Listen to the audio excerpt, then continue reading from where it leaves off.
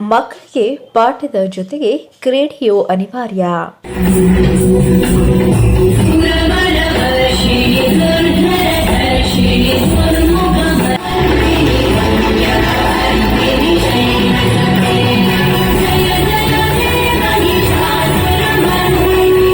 ಬೆಂಗಳೂರು ಹೊರವಲಯ ನೆಲಮಂಗಲ ತಾಲೂಕಿನ ಅರಿಶಿನಕುಂಟೆ ಕ್ಲಸ್ಟರ್ ಮಟ್ಟದ ಪ್ರತಿಭಾ ಕಾರಂಜಿ ಮತ್ತು ಕಲೋತ್ಸವ ಕಾರ್ಯಕ್ರಮವನ್ನು ಕಣ್ವ ಪಬ್ಲಿಕ್ ಸ್ಕೂಲ್ನಲ್ಲಿ ಆಯೋಜನೆ ಮಾಡಲಾಗಿತ್ತು. ಈ ಕಾರ್ಯಕ್ರಮವನ್ನು ನೆಲಮಂಗಲ ಕ್ಷೇತ್ರದ ಶಿಕ್ಷಣಾಧಿಕಾರಿಯಾದ ರಮೇಶ್ ಮತ್ತು ಕಣ್ವ ಪಬ್ಲಿಕ್ ಸ್ಕೂಲ್ನ ಪ್ರಾಂಶುಪಾಲರು ಸೇರಿ ದೀಪ ಬೆಳಗುವುದರ ಮೂಲಕ ಕಾರ್ಯಕ್ರಮಕ್ಕೆ ಚಾಲನೆ ನೀಡಿದರು. ವಿಶೇಷವೆಂದರೆ 22ಕ್ಕೂ ಹೆಚ್ಚು ಸರ್ಕಾರಿ ಶಾಲೆಯ ಮಕ್ಕಳು ಈ ಪ್ರತಿಭಾ ಕಾರಂಜಿಯಲ್ಲಿ ಭಾಗವಹಿಸಿದ್ದರು.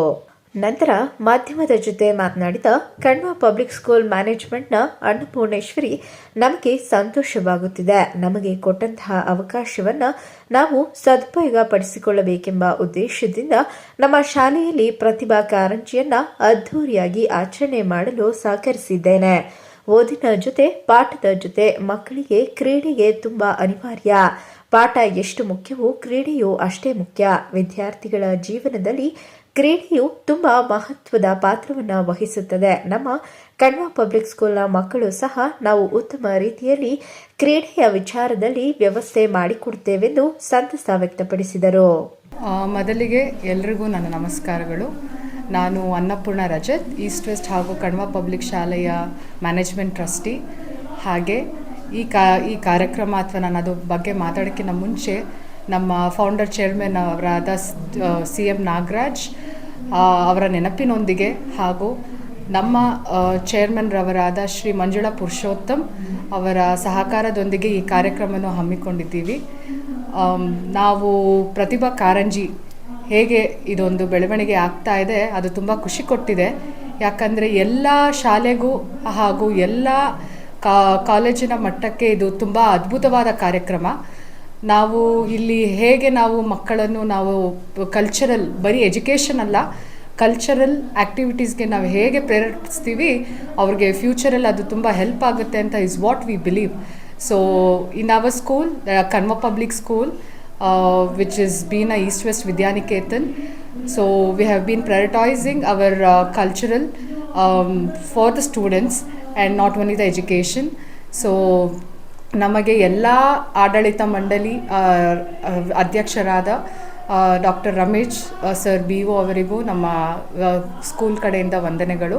ಹಾಗೂ ನಮಗೆಲ್ಲ ಸಹಕರಿಸಿ ಮಾಡುತ್ತಿರುವ ನಮ್ಮ ಆಡಳಿತ ಮಂಡಳಿಗೆ ನಮಗೆಲ್ಲರಿಗೂ ವಂದನೆಗಳು. ನಾನು ಹೇಳಕ್ಕೆ ಇಷ್ಟಪಡ್ತೀನಿ ಅಂದರೆ, ನಾವು ಈಗ ಒಂದು 4-5 ಇಯರ್ಸ್ ಆಗಿದೆ ಕಣ್ವ ಪಬ್ಲಿಕನ್ನು East West group of institution ಅವರು ಟೇಕ್ ಓವರ್ ಮಾಡಿ. ಸೊ ನಾವು ಹೇಗೆ ಇಲ್ಲಿ ನಾವು ನೆಲೆಗೊಳ್ಳಬೇಕು ಅಂತ ಅಂದ್ಕೊಂಡಿದ್ದೀವಿ ಅಂದರೆ, ಎಷ್ಟು ನಮ್ಮ ಮಕ್ಕಳಿಗೆ ಹಾಗೂ ನಮ್ಮ ಸುತ್ತಮುತ್ತ ಶಾಲೆಯ ಎಲ್ಲ ಮಕ್ಕಳಿಗೂ ನಾವು ಅವ್ರಿಗೆ ಹೇಗೆ ರೀಚ್, ನಾವು ಎಜುಕೇಷನ್ ವೈಸ್ ಆಗಿರಬಹುದು ಅಥವಾ ಸ್ಪೋರ್ಟ್ಸ್ ವೈಸ್ ಆಗಿರಬಹುದು, ಅವ್ರಿಗೆ ಒಂದು ನ್ಯಾಷನಲ್, ಸ್ಟೇಟ್ ಲೆವೆಲ್ಸ್ ಅವ್ರ ಇಂಟರ್ನ್ಯಾಷನಲ್ ಲೆವೆಲ್ಗೆ ನಾವು ಹೇಗೆ ಅವ್ರನ್ನ ತಲುಪಿಸ್ಬೇಕು ಅಂತ ನಾವು ಐಡಿಯಾಸ್ ಮಾಡ್ಕೊತಾ ಇದ್ದೀವಿ. ಅಂದರೆ ಸೊ ಅದು ತಪ್ಪಾಗಲಾರದು.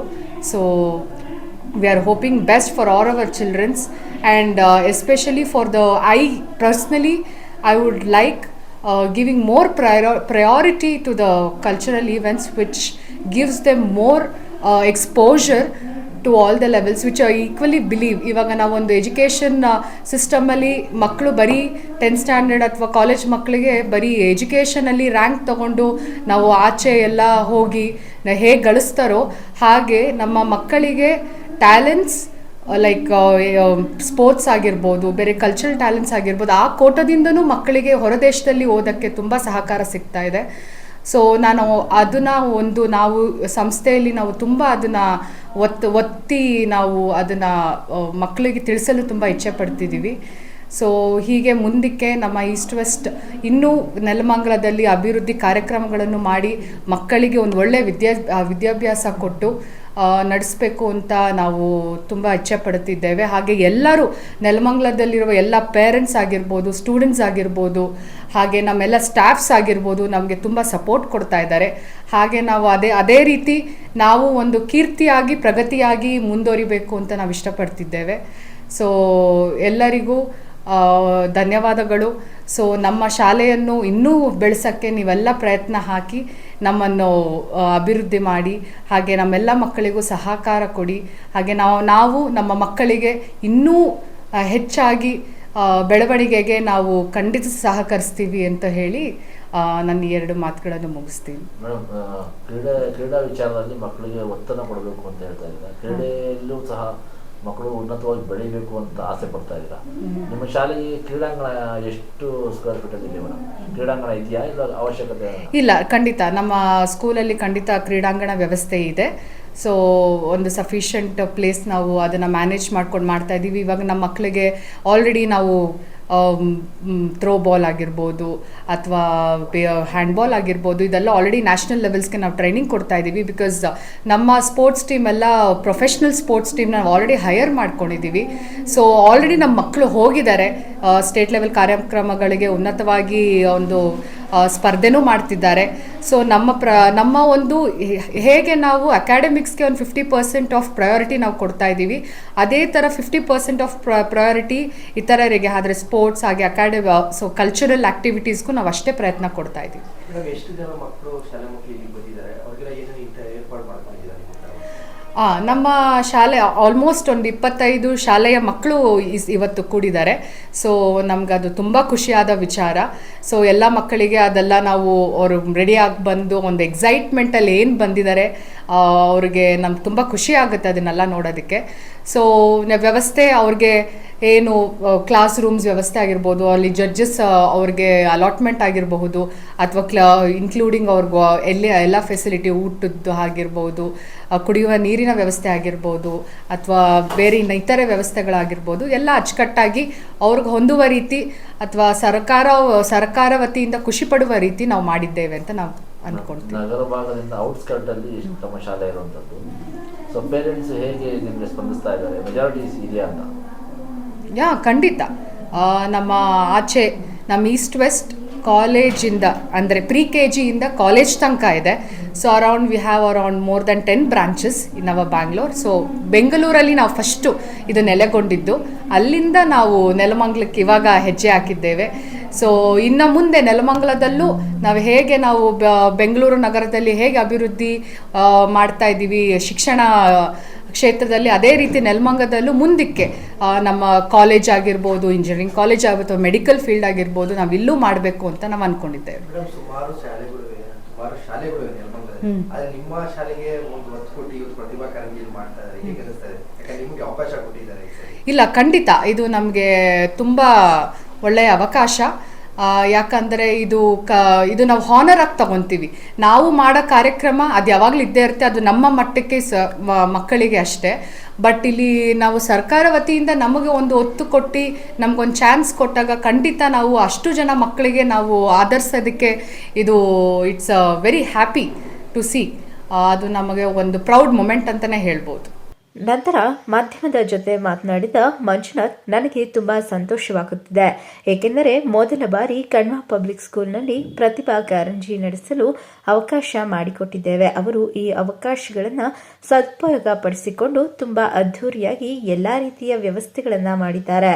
ಬಂದಂತಹ ವ್ಯಕ್ತಿಗಳಿಗೆ ಮತ್ತು 22 ಶಾಲೆಯ ಮಕ್ಕಳಿಗೆ ಊಟದ ವ್ಯವಸ್ಥೆ, ಸಪರೇಟ್ ಕೊಠಡಿಗಳ ವ್ಯವಸ್ಥೆ ಮಾಡಿ ತುಂಬ ಅದ್ಧೂರಿಯಾಗಿ ಕಾರ್ಯಕ್ರಮವನ್ನು ನಡೆಸಿಕೊಟ್ಟಿದ್ದಾರೆ. ಅವರಿಗೆ ತುಂಬ ಹೃದಯದ ಧನ್ಯವಾದಗಳನ್ನು ಹೇಳುತ್ತೇನೆಂದು ಸಂತಸ ವ್ಯಕ್ತಪಡಿಸಿದರು.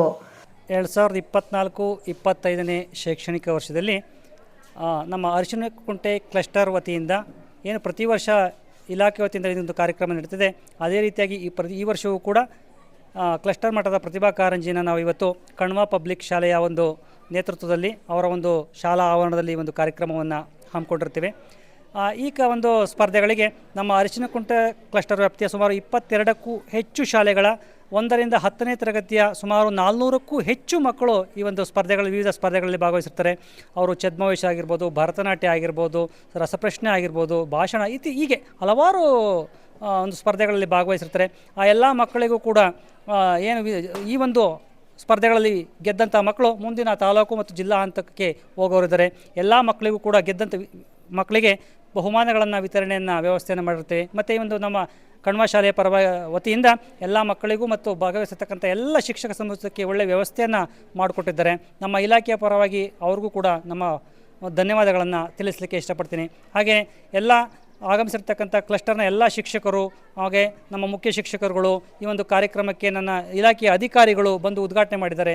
ಎಲ್ಲರಿಗೂ ಕೂಡ ನನ್ನ ವೈಯಕ್ತಿಕವಾಗಿ ಇಲಾಖೆಯ ಪರವಾಗಿ ಅವರಿಗೆ ಧನ್ಯವಾದಗಳನ್ನು ಹೇಳಲಿಕ್ಕೆ ಇಷ್ಟಪಡ್ತೇನೆ. ಮ್ಯಾನೇಜ್ಮೆಂಟ್ ಹೇಗೆ ಸಹಕಾರ ನೀಡಿದೆ ಸರ್? ನಿಜವಾಗ್ಲೂ ಕೂಡ ನಾವು ಹೋದ ವರ್ಷ ಎಲ್ಲ ಕೂಡ ನಮ್ಮ ಸರ್ಕಾರಿ ವ್ಯವಸ್ಥೆಯಲ್ಲಿ ಇರೋದರಿಂದ ಸರ್ಕಾರಿ ಶಾಲೆಗಳಲ್ಲೇ ಮಾಡ್ತಾಯಿದ್ವಿ. ಈ ವರ್ಷವೂ ಕೂಡ ವರ್ಷ ಸರ್ಕಾರಿ ಶಾಲೆಯಲ್ಲೇ ಮಾಡ್ತೀವಿ. ಈ ವರ್ಷ ಎಲ್ಲಾದರೂ ಕೂಡ ಒಂದು ಕಡೆ ಬೇರೆ ಕಡೆ ಅರೇಂಜ್ ಮಾಡೋಣ ಅಂತೇಳಿ ನಮಗೆ ಹೇಳಿದಾಗ ನಾವು ಮೊದಲು ಭೇಟಿ ಮಾಡಿದ್ದು ನಮ್ಮ ಕಣ್ವ ಶಾಲೆಯ ಲಾವಣ್ಯ ಮೇಡಮ್ ಪ್ರಾಂಶುಪಾಲರನ್ನ ಭೇಟಿ ಮಾಡಿದಾಗ ಖಂಡಿತವಾಗಿಯೂ ಕೂಡ ಈ ಒಂದು ವರ್ಷ ನಾವು ವ್ಯವಸ್ಥೆ ಮಾಡಿಕೊಡ್ತೀವಿ, ನಮಗೇನೆಲ್ಲ ಬೇಕು ಸಂಪೂರ್ಣವಾದಂಥ ಜವಾಬ್ದಾರಿ ನಾವು ವಹಿಸ್ಕೊತೀವಿ ಅಂತೇಳಿ ಖಂಡಿತವಾಗ್ಲೂ ಕೂಡ ನಾವು ಇಷ್ಟರ ಮಟ್ಟಿಗೆ ವ್ಯವಸ್ಥೆಯನ್ನು ಮಾಡಲಿರ್ತಾರೆ ಅಂತೇಳಿ ನಾನಾದರೂ ಭಾವಿಸಿರಲಿಲ್ಲ. ಯಾವುದಕ್ಕೂ ಕೂಡ ಕೊರತೆ ಇಲ್ಲ. ಉದಾಹರಣೆಗೆ ಮಕ್ಕಳಿಗೆ ಬಂದಿರತಕ್ಕಂಥ ಎಲ್ಲ ಮಕ್ಕಳಿಗೂ ಕೂಡ ಉತ್ತಮವಾದಂಥ ಒಂದು ಊಟದ ವ್ಯವಸ್ಥೆಯನ್ನು ಮಾಡಿರ್ತಕ್ಕಂಥದ್ದು, ಪೆಂಡಾಲ್ ಆಗಿರ್ಬೋದು, ಸ್ಟೇಜ್ ಆಗಿರ್ಬೋದು, ಬಂದಿರತಕ್ಕಂಥ ಎಲ್ಲ ಗೆಸ್ಟ್ಗಳಿಗೆ ಕೂಡ ಒಂದು ಏನು ಗೌರವ ಸಮರ್ಪಣೆಯನ್ನು ಮಾಡ್ಬೋದಿರ್ಬೋದು, ಎಲ್ಲ ಶಿಕ್ಷಕರುಗಳು ಕೂಡ ಒಂದು ಕಿರು ಕಾಣಿಕೆಯನ್ನು ನೀಡುವುದಿರ್ಬೋದು, ಎಲ್ಲ ಕೂಡ ಅಚ್ಚುಕಟ್ಟಾಗಿ ವ್ಯವಸ್ಥೆಯನ್ನು ಮಾಡಿಕೊಟ್ಟಿದ್ದಾರೆ. ಹಾಗಾಗಿ ಮತ್ತೊಮ್ಮೆ ಅವರಿಗೆ ನಾನು ನಮ್ಮ ಇಲಾಖೆಯ ಪರವಾಗಿ, ಅರಿಶಿನಕುಂಟೆ ಶಿಕ್ಷಕರ ಪರವಾಗಿ, ಎಲ್ಲ ಸಮಸ್ತ ಶಿಕ್ಷಣ ಪ್ರೇಮಿಗಳ ಪರವಾಗಿ, ನನ್ನ ವೈಯಕ್ತಿಕವಾಗಿ ಕಣ್ವ ಪಬ್ಲಿಕ್ ಶಾಲೆಯ ಆಡಳಿತ ಮಂಡಳಿ ಹಾಗೂ ಪ್ರಾಂಶುಪಾಲರು, ಎಲ್ಲ ಶಿಕ್ಷಕ ವರ್ಗದವರು ಕೂಡ ಆತ್ಮೀಯವಾದಂತಹ ಧನ್ಯವಾದಗಳನ್ನು ಹೇಳಲಿಕ್ಕೆ ಇಷ್ಟಪಡ್ತೇನೆ. ಮೊಹಮ್ಮದ್ ಅಲೀಂ, ಚಾಮುಂಡಿ ನ್ಯೂಸ್, ನೆಲಮಂಗಲ.